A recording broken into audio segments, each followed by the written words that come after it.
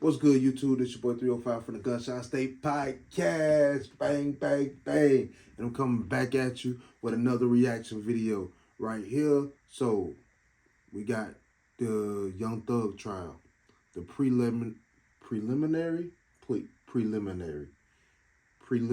hearings is going on at the moment. And they got what they going to be having is called an expert witness.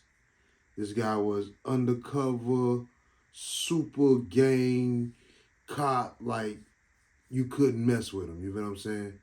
They saying he might be the one that really put the nail in the coffin on Thug and everybody else. So we finna watch a little bit of this. It's a long video.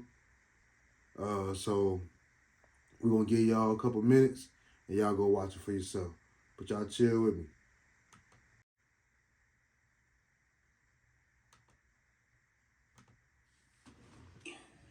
Retired detective, not to answer. Do you know where the beat book is today? Yeah, I've checked. He's already answered that. He's asked, yeah. You can answer it if you can. I do not. Okay. I don't know where any of my files from my previous profession is today. We catalog and kept our files. We have to leave them in the office. When different supervisors come in, different stuff can get misplaced. I don't know. I'm not there, so I don't know. No, I understand. I appreciate the information. The Georgia Gang Investigator Association, how do you become a part of that? If you were a part of it. I know you attended classes. For myself, I never joined, but I often would interact with them. We shared information in-house, and different, I believe, Mark Belknap and Eric Murdoch, Detective Kimball Murdoch, were members. Now, mind you, earlier in this video, dude was talking about like how his supervisor referred him to go to Red Dog. I don't know if y'all know about Red Dog back in the day. We ain't from Georgia. We from the Gunshot State, as y'all can see. But we heard things about Red Dog. Jeezy put Red Dog, said you don't mess with the Red Dogs and their music, a lot of stuff. So to know that he could have been a part of the Red Dog, he was basically part of like the spinoff of Red Dog, it's crazy. I mean, you know, he's super cop. You know what I'm saying? Of GGI, and we shared information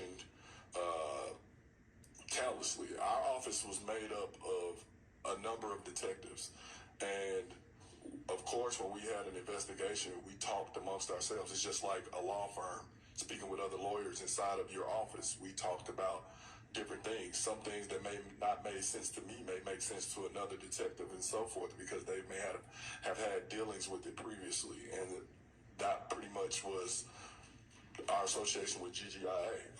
I presented this summer at the conference. I had actually never been to the conference, but we interacted with them on a regular basis if we had to. Do you know how, and if you don't, just say I'm not sure. I don't. How, well, let me ask the question. Do you know how to become a member or a participant in the Georgia Gang Investigators? Your Honor, I object. That question was asked earlier and answered, I believe. I did not ask it. Well, that's him, so. I don't.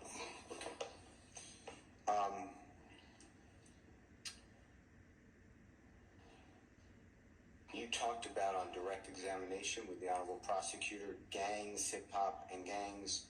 And I'm just looking at State's Exhibit 2B, as in Barry and Bravo. It says 11, 13, 19. Can you tell us about that more in depth? What is that? Like I said previously, was for myself and helping those who don't. Gang culture and gangs are happening right before our eyes. And if you don't understand what you're looking at, it may just look like whatever. And it's the same. Can you educate us with a couple of examples what you're referring to? Like I said previously, the movie Boys in the Hood.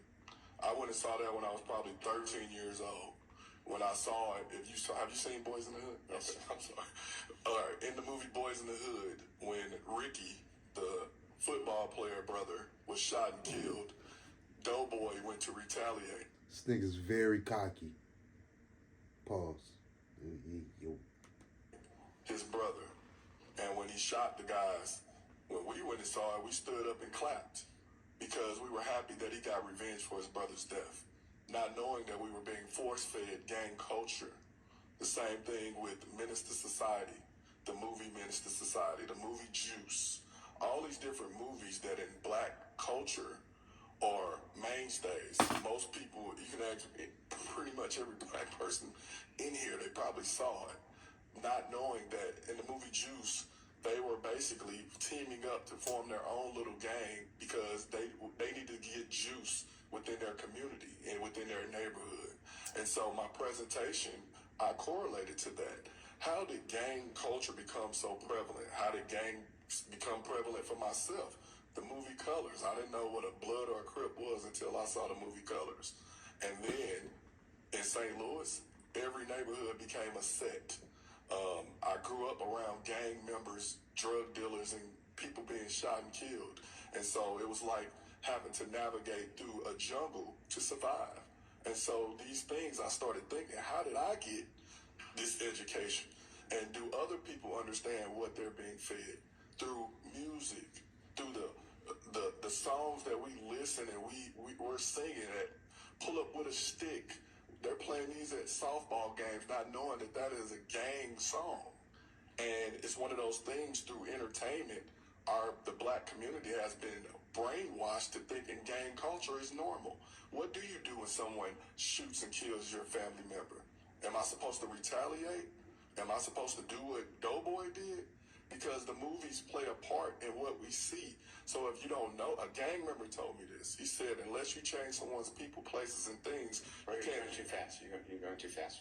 Unless you change. A gang member, or anybody's people, places, and things, they tend to can take on the identity of what they've been taught or learned. And so if you live in a gang-infested community and all you've seen is death, carnage, drug dealing, which happens in a lot of our housing projects, some may think that that's the way that you're supposed to operate. Some may think that you're supposed to, if someone hurts your family member, disrespects you, snatch your chain, snatch your whatever, I'm supposed to respond by shooting and killing them. That's what the presentation was about. When a person is, we'll just say from birth, but grows up, sounds like you, in that type of environment, and I heard you say twice now that you had to adapt. You bet you I had to adapt. Say it one more time. Of course I had to adapt because I had to make a choice for myself on what type of life I want. We call it trap music for a reason, and in black culture we don't even understand why. Because I use the analogy of if a mouse get caught on a trap, right? He's stuck, and then he spends the rest of his life attempting to get loose, only becoming more trapped. That's what. Thank God it's the prelims, because this nigga up here testifying right now, bro. Living in the ghetto is, and through music and movies, it only makes it seem like it's acceptable, or make it seem like that's the only way to go. Go ahead. I didn't mean to interrupt. You good. Okay. So we'll just talk about your background because you're using it today to try to be qualified, correct? Is that true? Yes. Okay. When you had to maneuver, I assume that means you had to ensure that you addressed a certain way, wore a certain color, didn't wear a certain color. Is that what you're talking about? That is exactly what I'm talking about. And maybe use gang signs. I'm not saying you didn't. Definitely didn't use any gang signs because I knew what that came with that. In my community, you don't false flag or represent or throw up gang signs, something that you're not willing to follow up with what comes with that. Because throwing up that gang sign to someone that identifies from a rival gang could cost you your life. Wearing colors that associated with your neighborhood or things that associated with the gang in your neighborhood can cost you your life. And so for myself, you're going to take the necessary steps to avoid being associated with that. I myself play sports. So playing sports, I wanted to go wherever to play sports. But knowing what comes with where you from could cause me a problem. I couldn't go wherever I needed to go to play sports, and I had to have an understanding for survival. But in your neighborhood, and I guess I misjudged your statements, are you dressing a certain way to fit in that neighborhood? Me? Yeah. No. I'm wearing everything the total opposite of. I'm not wearing the rival color, or I'm not wearing color. I'm gonna wear the basic. You're a neutral. Huh? Neutral. Yeah, I'm gonna wear something very neutral, so I'm not mistaken walking to the bus stop as being associated with that. Okay. It says on your State's Exhibit 2B, under civil cases, it's a third one. It says Little Wayne civil case. Mr. Gerwitz, which is Gewirtz. Are you paid for that? I was retained to help provide information in reference to that case. And is that the shooting that we have in the indictment today? Yes. Okay. Oh, Are you still on that case? the Lil Wayne case. It's pretty much sitting and waiting. It's the bus driver suing those involved with the case, and so until they proceed forward, it's kind of in limbo. But you're still, as far as you know, you're still an expert in that case, or, Yes. or consultant, I guess you wrote. Yes. Is that true? Okay. You talked about Black Mafia family. What year was that? 2004. Is that the first time that gangs are coming into Atlanta area? Is that what you were testifying to? That's when I got here, so I don't know exactly. As you speak to people that grew up here, they'll tell you about other gangs and different. What happened in Atlanta when the housing projects basically were your affiliation, or different gangs operated in the different housing projects. As they tore down the housing projects, and as Atlanta became pretty much a hub for gangs across the country, for the same reasons that a lot of people come here: hip-hop music, warm weather, big houses, and nightlife. And a lot of gang members come from New York, LA, Chicago, all over to Atlanta, and love it here, and operate here, and are able to live differently than where they live back home. Okay.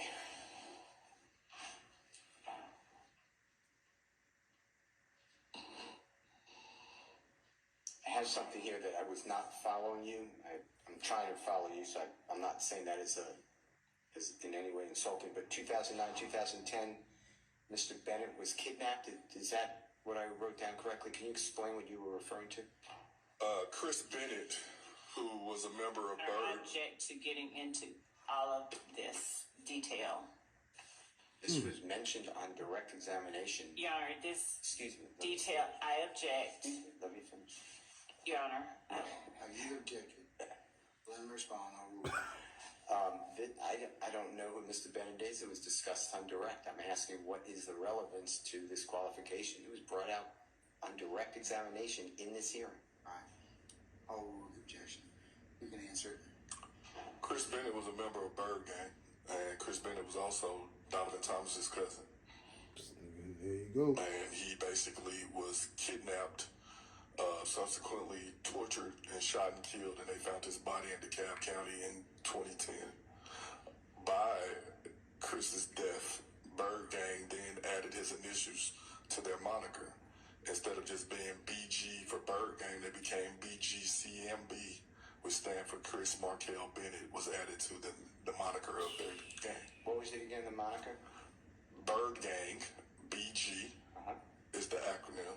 They added CMB, which is Chris Markel Bennett, which was his initials to the gang. It's a moniker. So it's CMB BG. BGCMB would be the Got it. letters used. And that's Bird Gang that eventually became So it's correct. So you have If Gang, ABG, Bird Gang, Haiti Gang, all became If Gang. 3 gangs. Walmart took over 3 mom and pop stores. Got it. Okay. You Just said break that this down you for you. interviewed people in this courtroom. Do you know who they are? I sure do. Can you identify who you're talking about? You have Shannon Stillwell, interviewed him once he was shot in the Tierra Jones case, I'm right behind you. Diamante Kendricks, interviewed him when he was arrested with Martinez Arnold after they attempted to retaliate and do a drive-by after Martinez Arnold was stumped out in Magic City in October of 2015. Who else is over there? I can't see anybody else. I never met Mr. Williams in person.